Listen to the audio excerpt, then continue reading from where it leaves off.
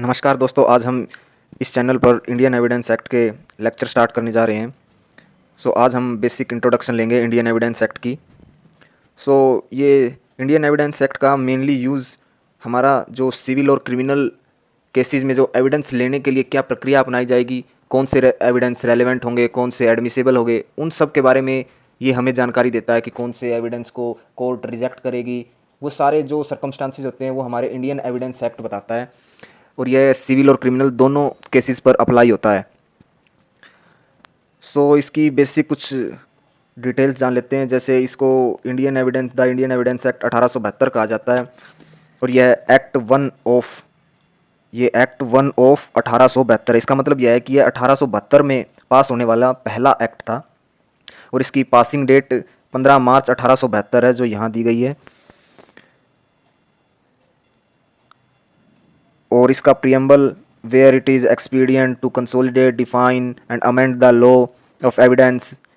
तो बेसिकली ये इसका प्रियम्बल है, जो बताता है कि यह जो एक्ट है वह कंसोलिडेट करता है, डिफाइन करता है और अमेंड करता है एविडेंस के लॉज को। इसके जो फादर थे वो सर जेम्स स्टेफन थे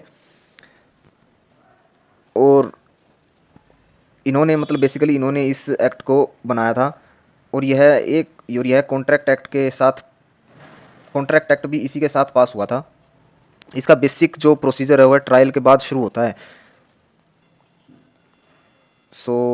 चलिए आगे सेक्शन फर्स्ट से स्टार्ट करते हैं। सेक्शन फर्स्ट हमें बताता है कि short title extent and commencement basically this act में।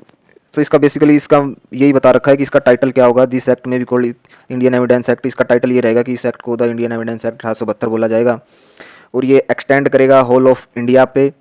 It extend to whole of India and applies to all judicial proceedings in, मतलब ये सारी की सारी जुडिशियल प्रोसीडिंग जो भी हमारी होती है उन सब पे अप्लाई होगा और ये पूरे इंडिया पर अप्लाई होता है।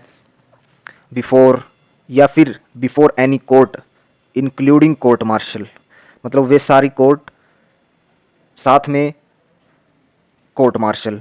लेकिन यह अप्लाई नहीं होगा उन कोर्ट मार्शल पर जो आर्मी एक्ट के तहत होती है, नेवल डिसिप्लिन एक्ट के तहत होती हैं और इंडियन नेवी डिसिप्लिन एक्ट के तहत होती हैं और एयरफोर्स एक्ट के तहत होती हैं। तो इन जो ये Indian navy discipline act, navy discipline act, army act और एयरफोर्स एक्ट, इन एक्ट के तहत जो कोर्ट मार्शल होती हैं, जो कोर्ट एग्जिस्ट करती है, उन पर यह एक्ट अप्लाई नहीं होता है।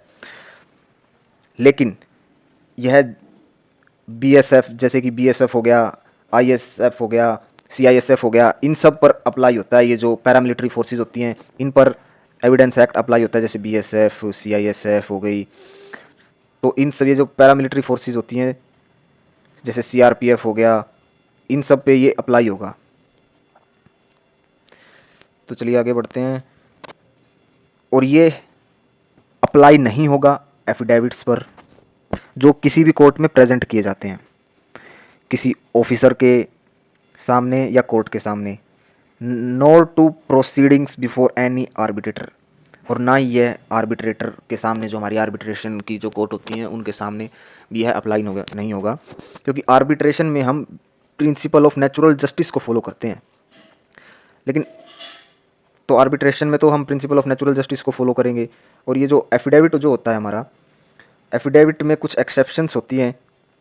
ये जो हमारा एफिडेविट है ये नॉर्मली तो जनरली जैसे होता है एफिडेविट पे अप्लाई नहीं होता है, लेकिन इसकी कुछ एक्सेप्शन है। जैसे सिविल लॉ में हम जो एग्जामिनेशन चीफ होता है, जैसे सीपीसी में हमें दे रखा है ऑर्डर 18 रूल 4 में कि भाई हम एग्जामिनेशन, और ऑर्डर 19 में ही बता रखा है कि जैसे एग्जामिनेशन इन चीफ जब करना होता है किसी भी सिविल केस में तो हम एफिडेविट के तहत करते हैं। या फिर कोर्ट हमें किसी एविडेंस को लेने के लिए एफिडेविट से अलाउ कर दे तो भी यह अप्लाई हो जाता है। तो इसकी कुछ एक्सेप्शन है एफिडेविट की। और नेक्स्ट लाइन है, and it shall come into force on first day of सितंबर 1872, कि यह 1 सितंबर 1872 को यह फोर्स में आ गया था। मतलब उस डेट से इसकी लीगलिटी स्टार्ट हो गई थी। और इसके कुछ ये जो एक्ट है वह बेसिकली 3 प्रिंसिपल्स पर आधारित होता है। पहला प्रिंसिपल है हमारा, evidence must be confined to the matter in issue. इसका मतलब सिर्फ सिंपल है कि एविडेंस जो है वो मैटर जो इशू में है हमारा उस पर ही होना चाहिए। मतलब क्या हमारा वाद चल रहा है, वाद विवाद है, किस बात पर हमारा झगड़ा चल रहा है, लड़ाई चल रही है, उसके इर्द गिर्द ही हमें एविडेंस देना होता है। इसका सेकंड प्रिंसिपल यह है कि हियर से evidence must not be admitted. मतलब कहीं सुनी बातों पर विश्वास नहीं करेगा कोर्ट, उसके बारे में एविडेंस नहीं लेगा। एग्जाम्पल, जैसे मैंने कोई क्राइम होते हुए देखा और मैंने अपने दोस्त को आके बताया कि मैंने ऐसा क्राइम होते हुए देखा कि एक आदमी ने किसी को चाकू मार दिया, तो उसका एविडेंस अगर मेरा दोस्त जाके कोर्ट में देगा तो वो वैलिड नहीं होगा, क्योंकि उसने खुद प्रत्यक्ष अपनी आंखों से उस चीज़ को नहीं होते हुए देखा है, वह सिर्फ मैंने उसको बताया है, तो उसका एविडेंस रेलिवेंट नहीं होगा। लेकिन अगर मैं जाके कोई गवाही दूंगा तो वह मेरे एविडेंस जो है वो हेयरसे में काउंट नहीं होगा, लेकिन मेरे फ्रेंड का जो एविडेंस होगा वो हेयरसे में काउंट होगा। मैं चाहूँ तो जाके दे सकता हूँ। थर्ड प्रिंसिपल यह कहता है कि best evidence must be given in all cases. मतलब कि हमें बेस्ट एविडेंस ही देना चाहिए हर एक केस में। सो आज हम इतना ही करेंगे।